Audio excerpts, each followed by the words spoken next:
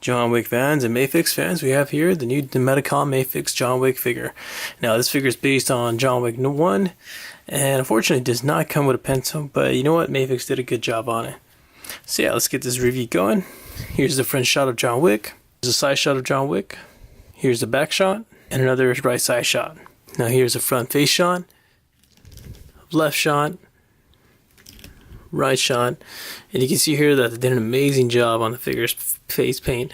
I mean, there are some kind of gripes where there's like a little, they printed too much where you can actually see that's too much plastic on the face compared to the beat up head, which is actually a bit more better in my opinion. But you know, you can play around which head you want better. This one has more of a Keanu Reeves vibe. This one has more like a plastic Keanu Reeves vibe.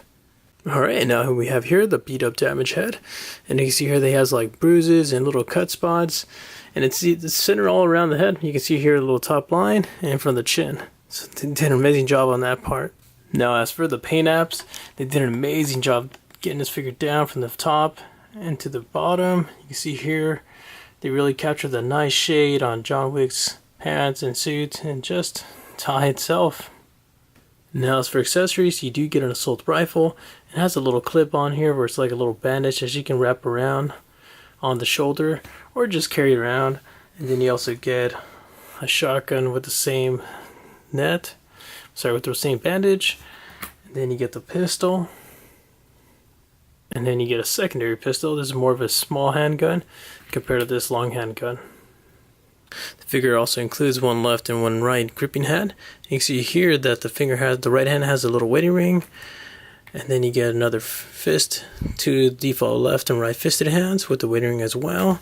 So pretty much every right hand would have a wedding ring, and then you get one trigger hand and one gripping handle hand. Unfortunately, you don't get two right trigger hand. You don't get another right trigger hand, and then you get a handle, another whole handle. It's for the shotgun or just a hold an object hand.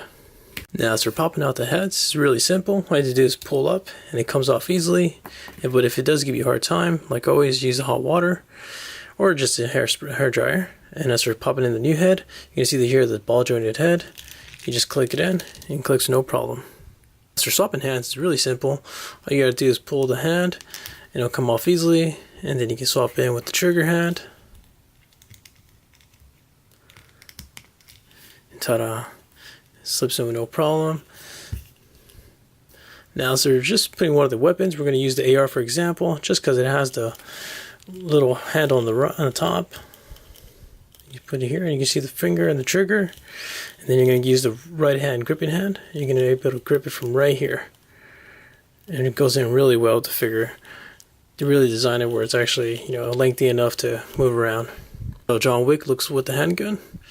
Really captures a good length amount. Just wish the guns had a little hole here so you can put a little effect. Alright, now let's get to John Wick's articulation.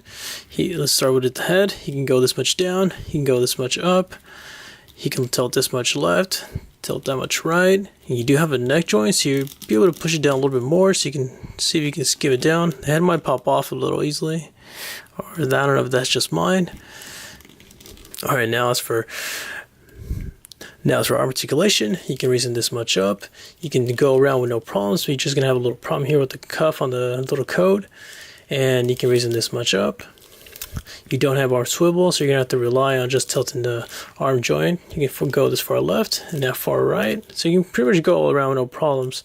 And just a heads up, you do have a butterfly joint, so you can bend the arm back and then push the arm forward. And you do have double jointed, so you can go this far. Now as for elbow swivel, you don't have it, so you're going to have to rely on moving that arm around. So the hand, you can twist around with no problems. The cuffs won't be in the way. You can actually go pretty high up with the hand joint. You can go this far up, this far down, that far right, and that far left. Or right, sorry. Now as for ab articulation, you can actually bend this much down and push this much back up.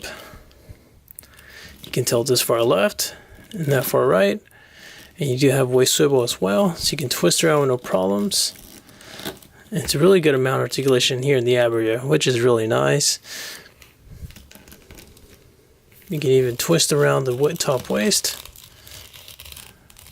no problems at all. The tie isn't articulated, so just a heads up.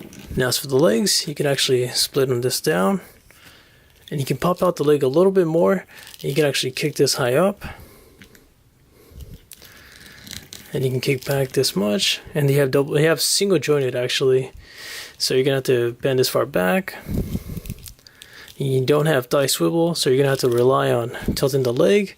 And actually my joint just popped off, so let's try this again. So every time I try to twist the leg to the left, it pops out. So just a heads up, I'm kind of limited to right here to the left and that far right. Even after popping the joint out a little bit, it's still stuck there. Now as for the knees, they don't have any rotation. And you don't have any boot swivel or nothing. Even though you wouldn't even have boot swivel, just because he's wearing like long pants to the shoes. Now, so the ankle, I can go this far left, I can go that far right with no problems. You can tilt this far up. You even have toe joint, does a really good job, and you can actually bend it that much down. So just a heads up, the shoes are really well done on this figure. They did an amazing job capturing these Oxfords. Now here's a scale comparison next to the Medicom Punisher. Here's a comparison with the Grey Twins Terminator. Here's a comparison with the Marvel Legends Spider-Man. Here's a comparison next to the Figuarts Falcon. And here's a comparison next to the Mafex Joker in the police suit. So overall, John Wick stands at a good scale between these other characters. So, and in some areas he stands kind of short, but in some areas he stands kind of decent. So overall, this figure is actually really amazing. It gets me really excited to see the next John Wick figure from Mafex, and also, you know, other competitions like Medicom and Diamond Select's John Wick. But yeah, overall, I love this figure. It's an amazing piece to finally have a John Wick figure in my collection. So yeah, if you guys have any comments or questions, please feel free to post them below, and I'll do my best to respond back. Thanks for watching, and take care.